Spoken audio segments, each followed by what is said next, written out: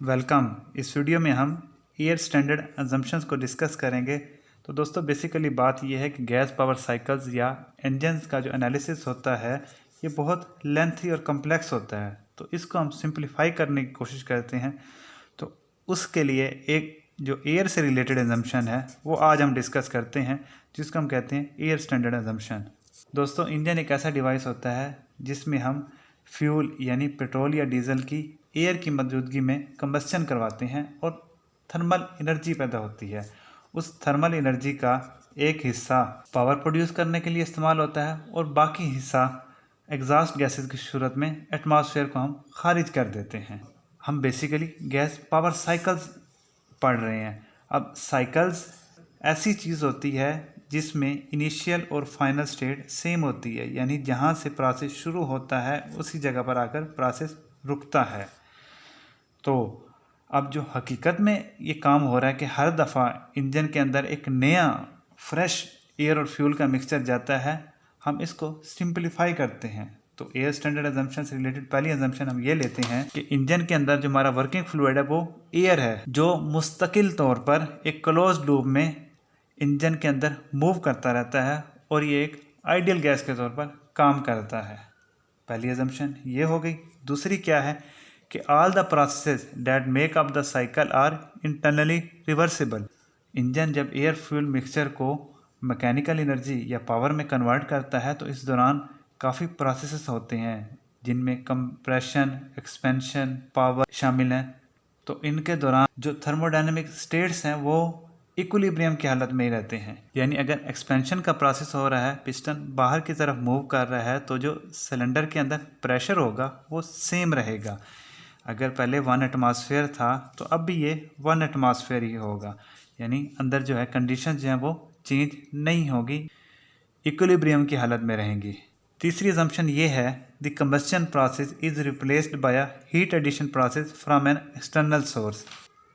Engine के अंदर जब फ्यूल एयर की मौजूदगी में जलता है, कंबस्शन का प्रोसेस होता है, तो इस दौरान बेशुमार कंबस्शन प्रोडक्ट्स बनते हैं और ये कंबस्शन का जो प्रोसेस होता है ये काफ़ी लेंथी होता है, इसका एनालिसिस करना काफ़ी मुश्किल होता है।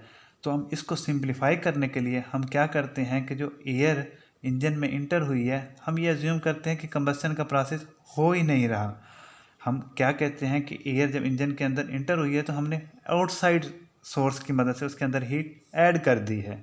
तो कंबस्शन चैम्बर वाला जो प्रोसेस है वो हीटिंग सेक्शन से रिप्लेस हो जाता है, यानी हम उसके अंदर एक हीट ऐड कर देते हैं, कंबस्शन प्रोसेस को डिस्कस ही नहीं करते। तो यही हमारी तीसरी अजम्पशन है, the combustion process is replaced by heat addition process from an external source. चौथी अजम्पशन क्या है, the exhaust process is replaced by heat rejection process that restores the working fluid to its initial state.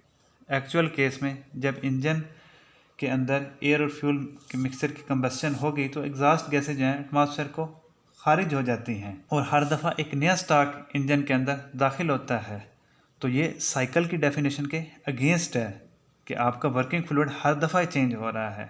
तो हम इसको simplify करने के लिए जो एग्जॉस्ट गैसें हैं जो एटमॉस्फेयर को खारिज हो रही हैं, हम ये एज्यूम करते हैं वर्किंग फ्लूइड जो हमारा एयर था इसने दोबारा उसी प्रेशर उसी टेम्परेचर पर आना है जो मिसाल के तौर पर था 1 एटमॉस्फेयर और 25 डिग्री सेंटीग्रेड।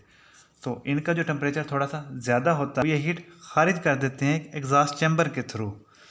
यानी अब हमारा साइकिल किस तरह हो गया कि एयर इंजन में इंटर हुई, कंबस्शन का प्रोसेस भी हमने ख़त्म कर दिया, हीट आउटसाइड सोर्स की मदद से हम ऐड कर देते हैं, अब उसका कुछ हिस्सा पावर में कन्वर्ट हो गया और बाकी जो एयर है जो थोड़े ज़्यादा टेम्परेचर पर होती है, जो इससे मुख्तलिफ होता है इनलेट से, अब वो जो ज़्यादा टेम्परेचर होता है वो एग्जॉस्ट चैम्बर की मदद से आउटसाइड रिजेक्ट कर देते हैं और वापस एयर अपने इनिशियल स्टेट पर ही इंजन में दोबारा इंटर हो जाती है। दोस्तों इसके अलावा एयर इंजन के अंदर एटमॉस्फेयर से इंटर होती है तो इसका टेम्परेचर अमूमन 25 to 30 डिग्री सेंटीग्रेड होता है, लेकिन एक्चुअली इंजन के अंदर जब हीटिंग का प्रोसेस होता है तो उसका टेम्परेचर 1600 केल्विन तक पहुंच जाता है और इस दौरान जो स्पेसिफिक हीट की वैल्यू है वो चेंज हो जाती है। अगर हम एज्यूम कर लें कि जो स्पेसिफिक हीट है वो कांस्टेंट रहती है और उसकी वैल्यू हम रूम टेम्परेचर पर ले लें जो कि 25 डिग्री सेंटीग्रेड होता है, तो हम इस अजम्पशन को कहते हैं कोल्ड एयर स्टैंडर्ड अजम्पशन। और जो साइकिल इस अजम्पशन के मुताबिक काम करता है उसको हम कहते हैं एयर स्टैंडर्ड साइकिल। अब दोस्तों सवाल ये पैदा होता है कि इन अजम्पशंस का आखिर में फ़ायदा क्या होगा।